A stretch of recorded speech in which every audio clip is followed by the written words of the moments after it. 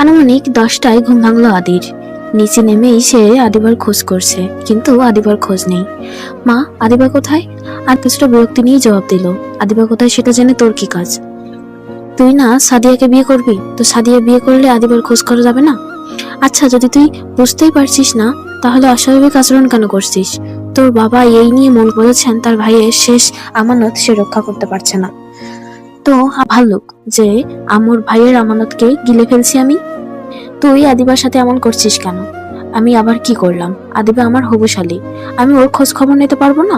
তোর সাথে কথা বলে আসলেই লাভ নেই। ঠিক বলেছো, এই একটা বিষয় ছাড়া আমার সাথে সব বিষয়ে কথা বলা যাবে, শুধু আদিবার ব্যাপারেই বলা যাবে না। যাই হোক, সাদিয়াকে বলো আমাকে 1 কাপ কফি বানিয়ে দিতে। আদির মা জবাব দিলেন না। গিয়ে সাদিয়াকে বললাম কফি বানিয়ে দিতে। সাদিয়া কফি করে এনে আদিকে দিচ্ছে। এর মধ্যে আদিবা চোখে মুখে পানি দিয়ে নিচে নেমে আসলো। আদি আর সাদিয়াকে একসাথে দেখে একটু থমকে দাঁড়ালো আদিবা। মনটা কি আরো একটু খারাপ হলো? হবে হয়তো, কিন্তু এই মন খারাপ অন্যদের সামনে প্রকাশ করা যাবে না ভেবেই পাশ কাটিয়ে রান্নাঘরের দিকে চাইলো আদিবা। সাথে সাথে আদি বলে উঠলো, সাদিয়া, সবাইকে একটু ডেকে আনো তো, সবার সাথে আমার কিছু কথা আছে, বাবাকেও আসতে বলবি। আদির কথা শুনে সাদিয়া চলে গেলেও আদিবা থেমে বুড়ো কুচকে দাঁড়ালো। কিছু বলবেন ম্যাডাম? আদিবা এগিয়ে আসলো। আবার কি গন্ডগোল পাকাতে চাইছেন? আদিবার প্রশ্ন হা বা না করে হা হা করে হেসে উঠলো।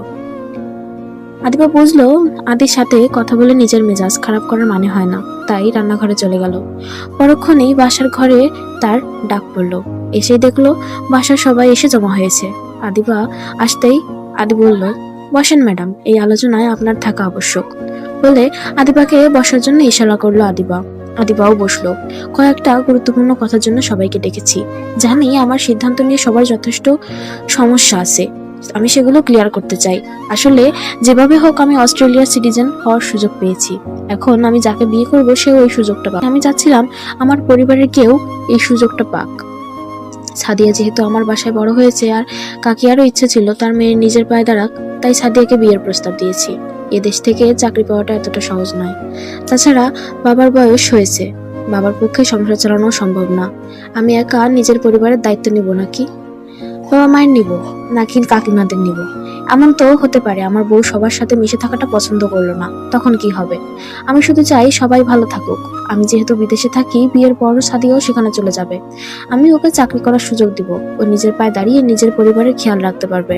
আমি জানি কাকিয়ারাও হয়তো এমনটাই চায়, যে যতই সাপোর্ট দেয় না কেন নিজের সন্তানের উপার্জনে চলার মধ্যে অন্যরকম শান্তি আছে। এবার তোমাদের সিদ্ধান্ত।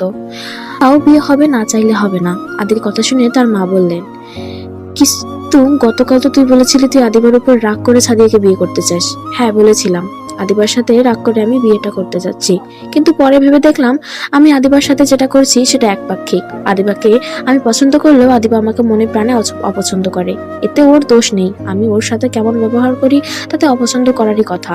স্বাভাবিক দৃষ্টিতে দেখলে আমার সাদিয়াকে নয় আদিবাকে বিয়ে করা উচিত, কিন্তু সবাই একবার ভালো করে ভেবে দেখো, আদিবা কি আমার সাথে সুখী হবে?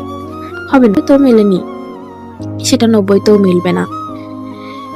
আমাদের মাঝে কখনোই সুসম্পর্ক ছিল না, সবসময় ঝগড়া মারামারির সম্পর্ক ছিল। আমি যা করেছি তার জন্য আদিবা আমার মনে প্রাণে অপছন্দ করে। দোষটা আমার হলো, বিয়ের মতো সম্পর্কে দুজনের মত থাকা দরকার, আমাদের মধ্যে সেটা নেই। তাছাড়া আদিবা আমার চেয়ে মাত্র 1 বছরের ছোট, তাই দুজনের মেন্টালিটির ম্যাচও করতে পারতো না। একই রকম কেউ কারোর জন্য স্যাক্রিফাইস করতে পারি না। অন্যদিকে সাদিয়ার সাথে আমার বয়সের গ্যাপ স্ট্যান্ডার্ড মানের, তাই আমাদের বন্ডিংটা ভালো হবে আমার মনে হয়। তাছাড়া আদিবা পড়াশোনা করেনি, ও বিদেশে গেলেই বা কি হবে? ওর পক্ষে নিজের পায়ে দাঁড়ানো সম্ভব? আদি শেষ প্রশ্নটার জন্য তীরের মতো বিঁধলো আদিবার বুকে। আদিবা চোখ তুলে তাকালো আদির দিকে। সাথে সাথেই আদি বলে উঠলো, আই এম সরি আদিবা, আমি তোকে হার্ট করতে চাইনি, কিন্তু যা সত্যি সেটা বদলানো সম্ভব না, তাই না?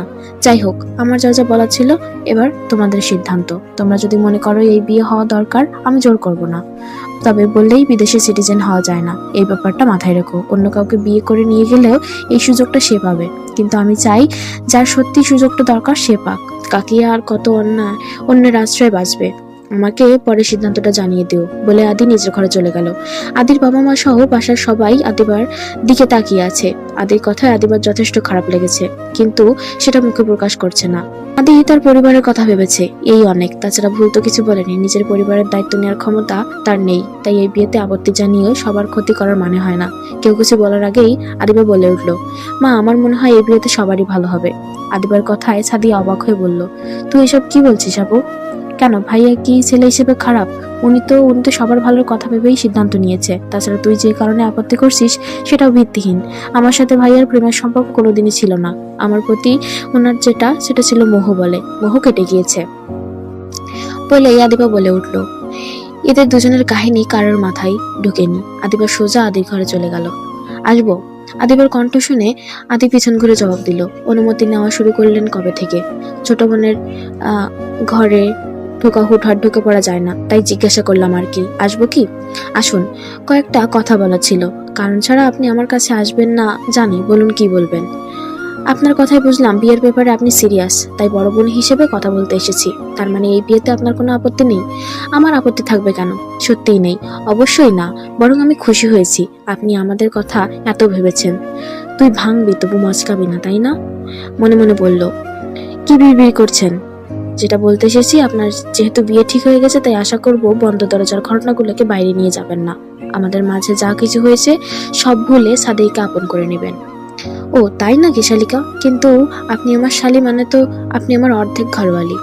আপনি হয়তো ভুলে যাচ্ছেন আমি সাদিয়ার ছোট বোন নই, বড় বোন। আমি কোনো অ্যাঙ্গেল থেকে আপনার শালি হলাম।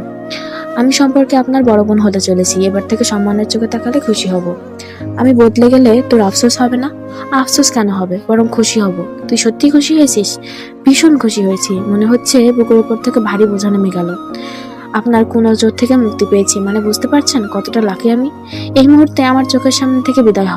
তোর কথা শুনে মেজাজ গরম হয়ে যাচ্ছে। খারাপ কিছু বলেছি? আদিবা, মার খাওয়ার আগে চলে যা, বেরিয়ে যা। আদিবা আর কিছু না বলে বেরিয়ে আসলো। আদিবা ঘরে ঢোকার কিছুক্ষণ পরেই জুই সেখানে আসলো। আপু আসবো? এসো। জুই এসে আদিবার পাশে বসলো। আপু যদি কিছু মনে না করো, কয়েকটা কথা বলতে চাই। বলো, কি বলতে চাও? জানি না ভাইয়া তোমার সাথে কি হয়েছে, কিন্তু জীবনটা ছেলেকালা নয়। রাগ অভিমানে এত বড় সিদ্ধান্ত নিও না প্লিজ।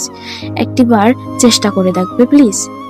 জয়, তুমি ভুল করছো। আমি সেই দলের নই যে নিজের অক্ষমতা স্বীকার করতে জানে না। আমি ভাইয়ার সমবয়সী, আর ছেলেরা সমবয়সী মেয়েদের তেমন পছন্দ করে না। সব ছেলেই চায় তার বউয়ের বয়স কম হোক। তাছাড়া আমি পড়াশোনা করিনি, আমাকে সমাজে পরিচয় দিতে ওনার লজ্জা হবে।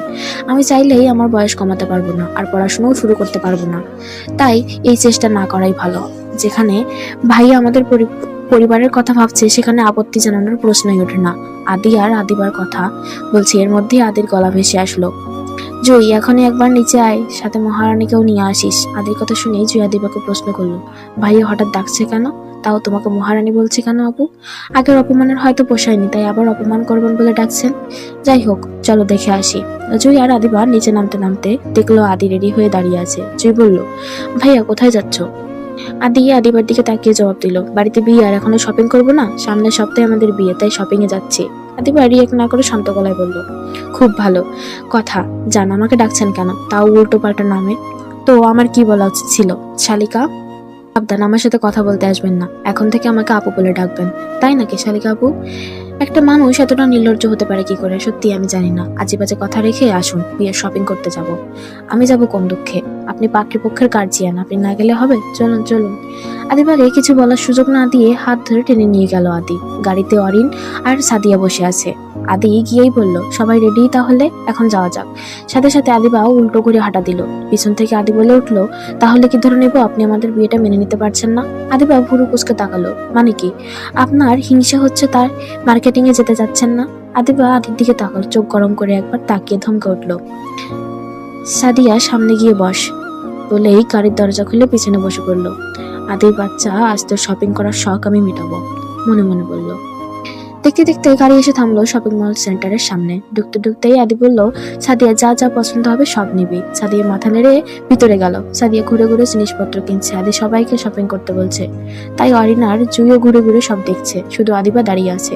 শালিকা যান, আপনিও কিছু কিনুন, আমার একমাত্র বড় শালি বলে কথা। আদিবা আদির কথাকে গুরুত্ব দিল না, চুপচাপ দাঁড়িয়ে আছে। এর মধ্যে সাদিয়া বলল, তার সব পছন্দ করা হয়ে গিয়েছে। আদি বিল দিতে যাবে, তার মধ্যেই আদিবা গিয়ে সাদিয়ার হাত ধরে অলংকারের সেকশনে নিয়ে গেল। বোকার মতো কাপড় নিয়ে চলে যাচ্ছিস কেন? বিদেশ ফেরত ছেলেকে বিয়ে করছিস, অলংকার না নিলে হয়? Uncle expensive 2 set bridal set দিন তো। দোকানদার এগিয়ে দিতেই সাদিয়া বলে উঠলো, আপু কি করছো, এগুলো তো অনেক দাম। আদিবা আদির দিকে তাকিয়ে শয়তানি হাসি দিয়ে বলল, তাতে কি, তোর বর তো অনেক বড় লোক।